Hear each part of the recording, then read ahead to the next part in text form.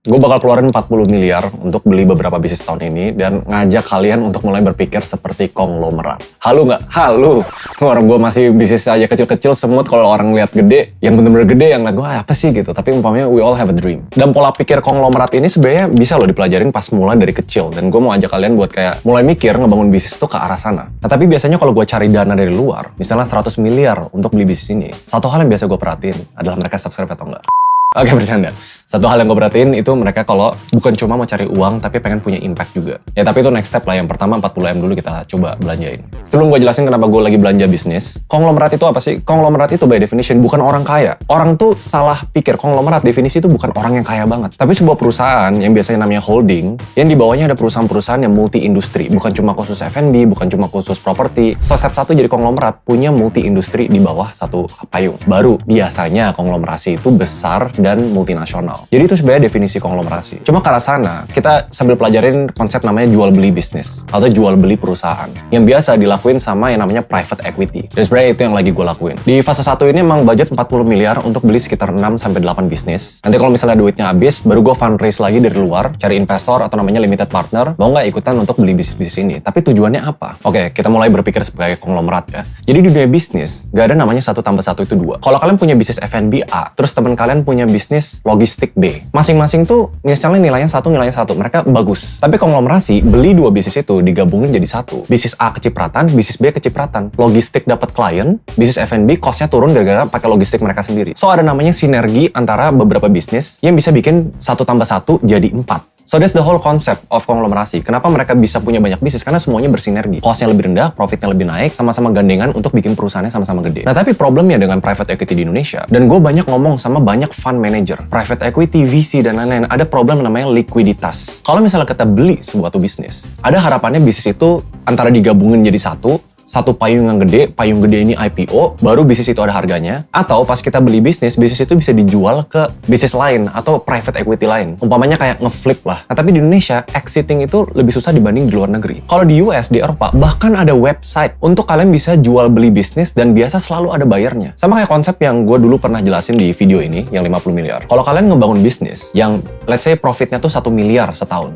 dan kalian punya 100% bisnis itu, berarti secara nggak langsung kalian tuh nilainya sekitar 5 miliar. Let's say kita pakai EBITDA multiple 5. Itu cara untuk kita menghitung harga bisnis. Berapa profitnya dikali dengan berapa multipliernya. Tergantung dari industrinya, tergantung dari perkembangannya, tergantung dari masa depannya. Itu macam-macam banget. Dan kriterianya biasanya emang selalu bisnis yang kelihatan udah mulai stabil. Nggak kayak terlalu naik turun. Yang nggak 1 tahun bisa 1M, tahu-tahu tahun depannya cuma 200 juta. Semoga lumayan gampang ditangkap ya. Nah balik lagi ke topik kenapa gue mau belanja bisnis. Sevenpreneur dibangun untuk majuin entrepreneur di Indonesia. Kita pengen kalian nih yang nonton, semua yang ikutin Instagramnya, ikutin programnya, gue pengen ujung-ujungnya bukan tentang berapa banyak yang follow kita, tapi berapa banyak yang lahir jadi pebisnis karena join Sevenpreneur. Itu ultimate mission gue. Dan to get there, kita nggak bisa kayak ngelakuin satu hal doang. Oh, bikin media, bikin edukasi, ujung-ujungnya orang cuma masuk keluar kuping kiri kuping kanan. Kita harus walk the talk. Bisnis-bisnis yang kita bantu masuk di Seven Ventures inkubasi, dan bisnis yang kita bangun dari nol di Seven Labs. Bisnis yang di tahap udah mature, di Instagram gue post ini, yang omset per tahunnya sampai 12 miliar, kita mau coba kerja bareng untuk bisa sinergi dengan company-company lain yang under Sevenpreneur, sebenarnya gitu. Nah, tapi buat kalian yang belum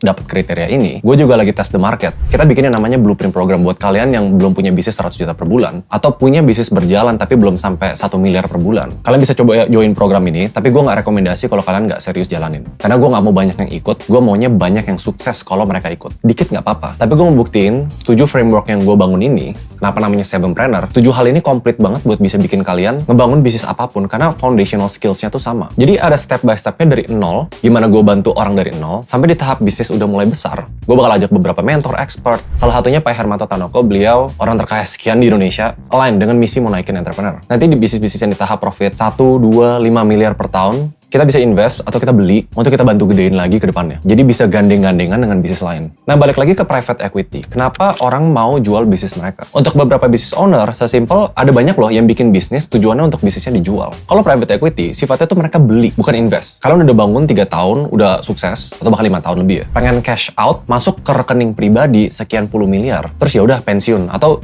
pakai modal itu untuk bikin bisnis lain. Dan itu sering terjadi. Kita lihat beberapa startup di Indonesia, ada loh yang bahkan pitching ke investor, ini ini saya bangun startup ini biar dibeli oleh startup ini. Ada gitu. Cuma sayangnya industri di Indonesia tuh belum mature. Let's say kalau kalian mikir UMKM atau SME, Small Medium Enterprises, itu belum kebayang atau belum kepikir gimana cara gue ngebangun perusahaan yang bisa dijual ke perusahaan lain. Padahal nggak dikit loh orang kaya di Indonesia tuh banyak, yang punya uang triliunan tuh banyak, dan mereka sebenarnya suka untuk bantu ekspansi perusahaan mereka dengan membeli atau invest perusahaan-perusahaan kecil. Tapi ya kuncinya di sana, perusahaan kecil kadang belum tentu tahu gimana cara ngestruktur perusahaannya biar bisa dibeli. Apa perusahaan kalian udah PT? Apakah accounting dan finance-nya rapi? Apakah pajaknya dibayar dengan baik? Hopefully dengan kayak gini gue bisa pelan-pelan emang walk the talk dengan ngejalanin bisnis, invest, dan gue beli bisnis-bisnis lain. Tujuannya biar semua ilmu itu gue bisa turunin dan masukin ke program-programnya Sevenpreneur. Kita bakal share di Instagram, di YouTube gue. Hulu ke hilirnya adalah kita bisa edukasi seluruh masyarakat Indonesia. Karena di Sevenpreneur tuh kita punya beberapa values ya. Itu kayak motto, reputation over revenue. Reputasi lebih penting buat kita daripada pendapatan.